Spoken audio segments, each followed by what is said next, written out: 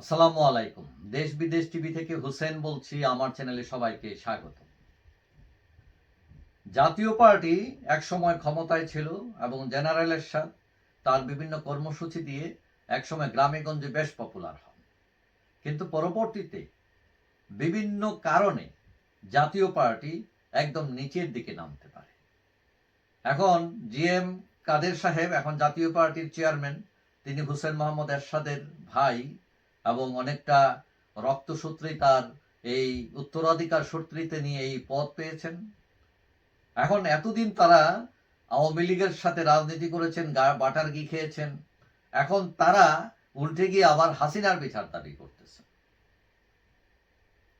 এবং তারা হয়তো চেয়েছিলেন বা ভেবেছিলেন যে এটা বলার পর তাদেরকে রাজনীতি করতে দিবে, মাঠে নামতে দিবে।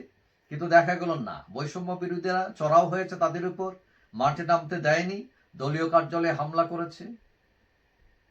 এখন তারা আস্তে আস্তে কমর সোজা করার চেষ্টা করছে। আবার বাটার ঘি খাওয়ার তৎপরতা শুরু হয়েছে বলে অনেকেই মনে করেছে। এখন বিএনপি হচ্ছে সবচেয়ে বড় দল, তারা ক্ষমতায় যাওয়ার সম্ভাবনাই বেশি। এখন বিএনপি বলছে যে মূল যে সংস্কার কাজ এটা নির্বাচিত সরকার করবে, মানে এখন করার দরকার নাই, এখন আপাতত একটু একটু যা দরকার করেন, পরে নির্বাচিত সরকার করবে। এবং বেশিরভাগ রাজনৈতিক দল কিন্তু এটার বিরুদ্ধে।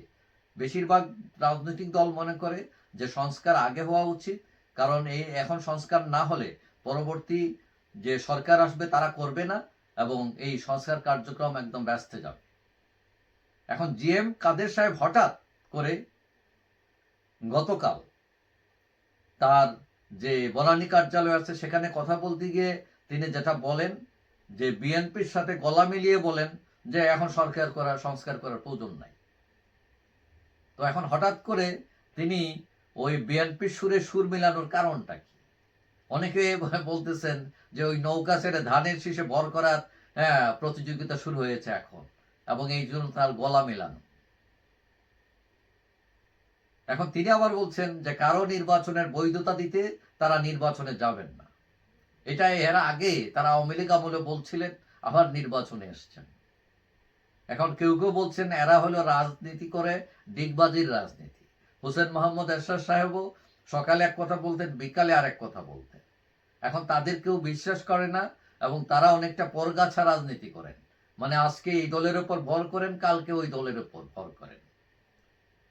যদিও জিএম কাদের সাহেব ইউনূস সরকারের সমালোচনা করেছেন, বৈষম্য বিরোধীদের সমালোচনা করেছেন এবং তিনি বলেছেন যে সব দলকে রাজনীতি করার সুযোগ দেওয়া উচিত।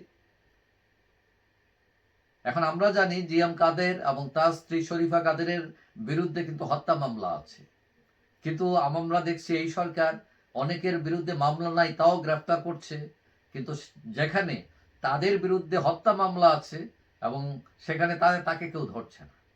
সবাই মনে করছেন এখানে আপোষনামা আছে এবং এই সুবিধাবাদী রাজনীতিতে অভ্যস্ত এরশাদ সাহেবের ভাই